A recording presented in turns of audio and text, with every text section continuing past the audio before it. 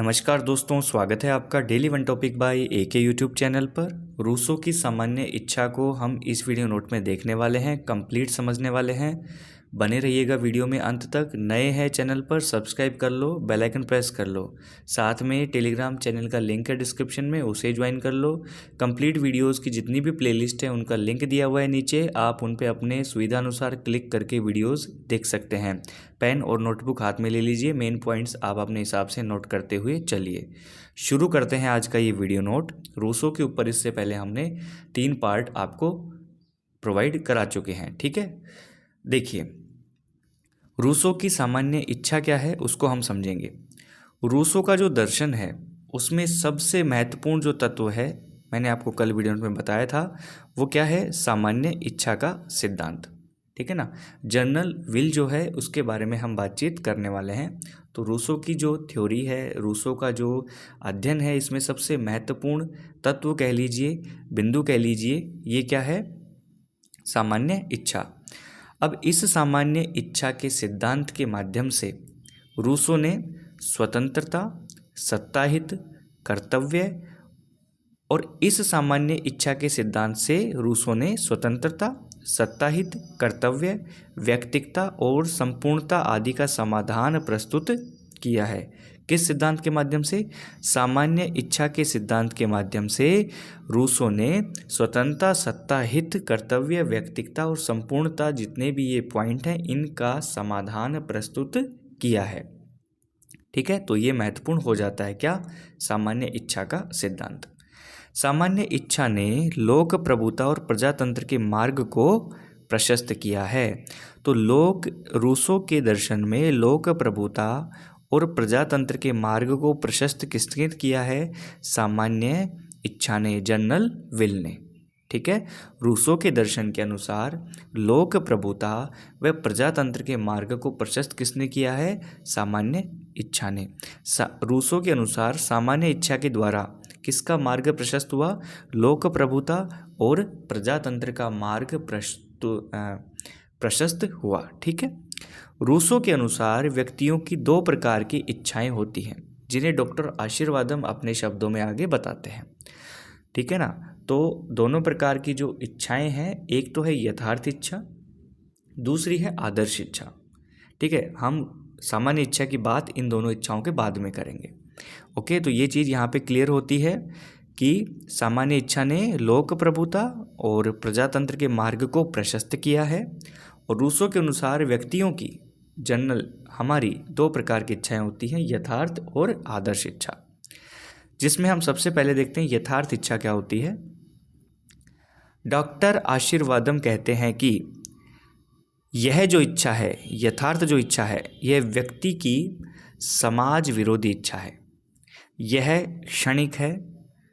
यह जो इच्छा है, ये हम कह सकते हैं कि संकुचित कह सकते हैं इसको, ठीक है ना। क्षणिक कह सकते हैं, अशुभ कह सकते हैं।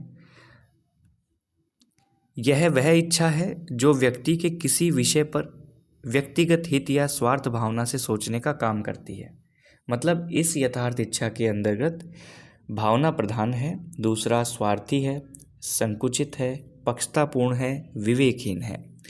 इस इच्छा में प्रधान क्या है?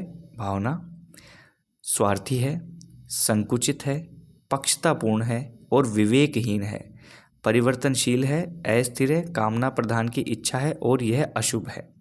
तो देखो, रूसो ने जो 2 प्रकार की इच्छाएं बताई, जिसमें यथार्थ इच्छा जो है अशुभ कौन सी है? यथार्थ इच्छा। विवेकहीन कौन सी है? यथार्थ इच्छा। पक्षतापूर्ण कौन सी है? यथार्थ इच्छा। संकुचित कौन सी है? यथार्थ इच्छा। स्वार्थीपन किस में है? यथार्थ इच्छा में। जिसमें भावना प्रधान है वो कौन है? यथार्थ इच्छा, ठीक है। ये व्यक्ति की समाज विरोधी इच्छा है, क्षणिक है और तुच्छ है, ये हम कह सकते हैं, ओके।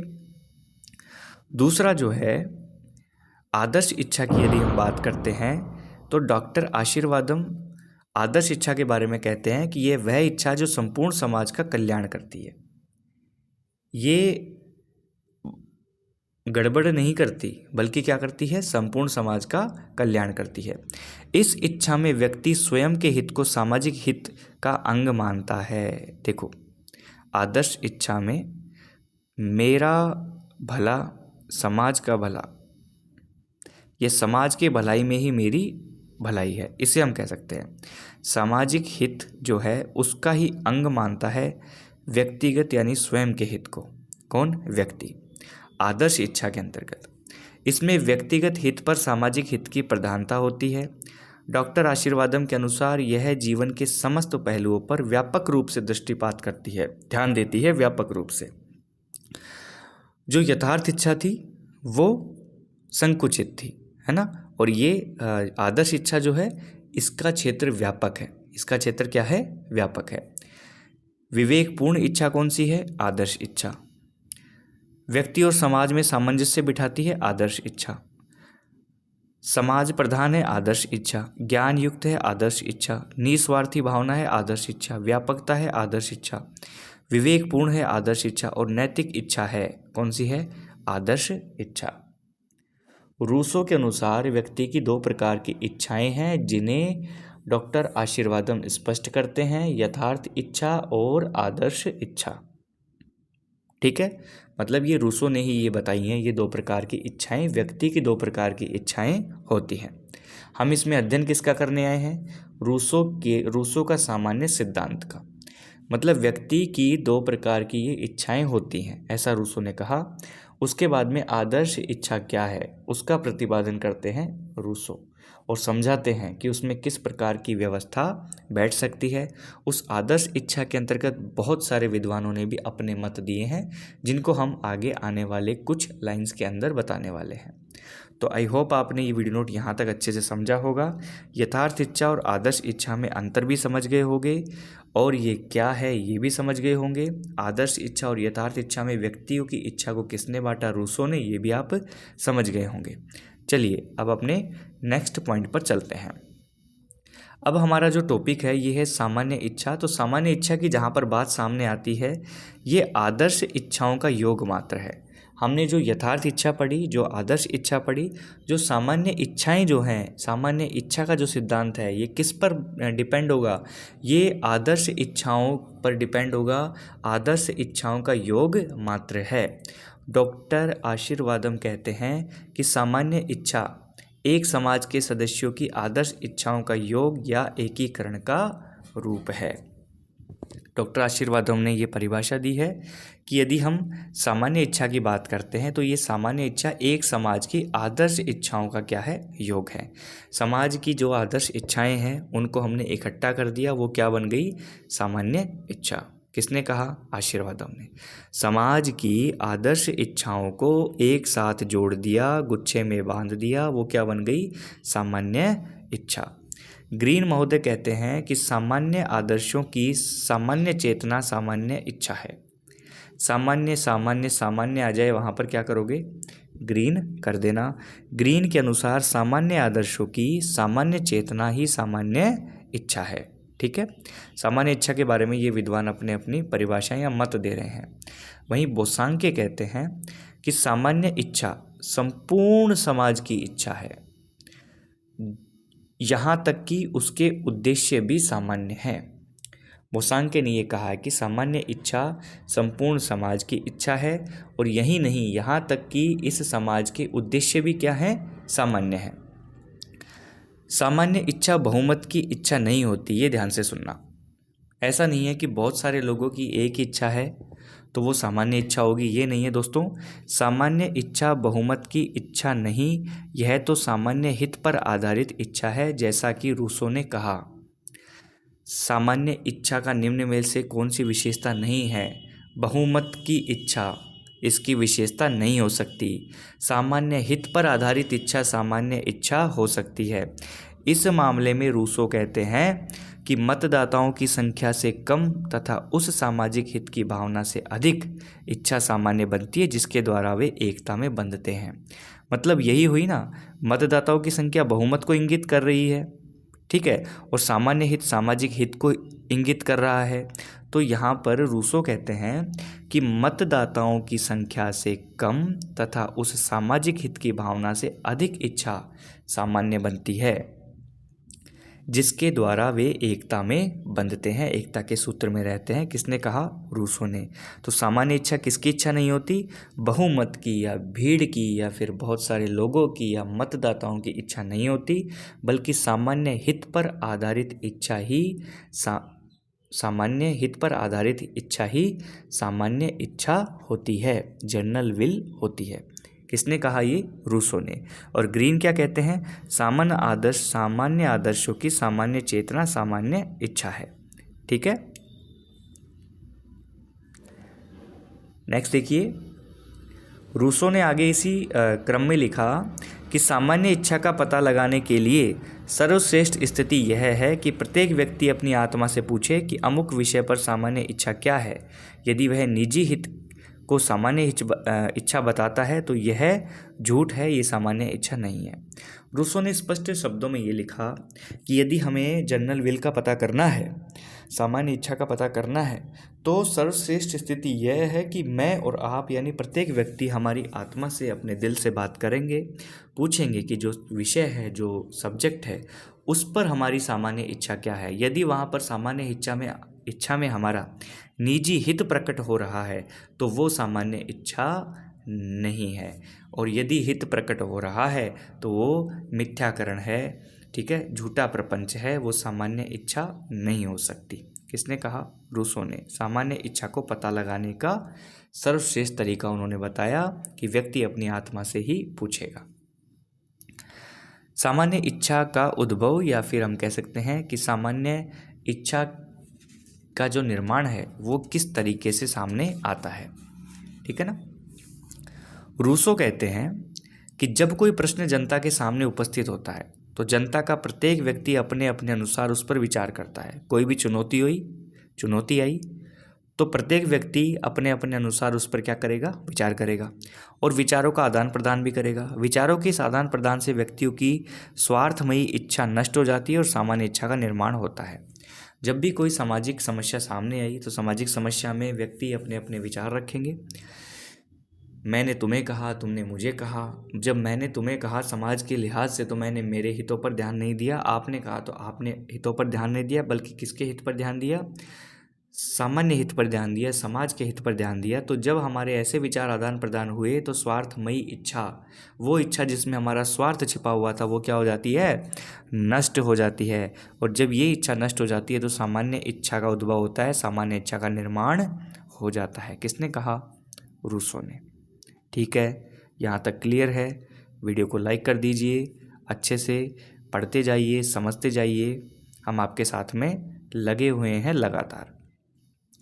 विचारों के आदान प्रदान से इच्छाओं का सर्वोत्तम रूप जो प्रकट होता है, ये सामान्य इच्छा है। ये भी रूसो ने ही कहा है। विचार जो थे हमारे किसी समस्या को लेकर, किसी पॉइंट को लेकर, हो सकता है हमारे विचार अलग अलग हों, एक दूसरे से मेल नहीं खा रहे हों, लेकिन हमने क्या किया? हमने उन विचारों का आदान प्रदान किया। जो ये विचारों का आदान प्रदान हुआ, इससे इच्छाओं का सर्वोत्तम रूप सामने आता है। यही क्या है?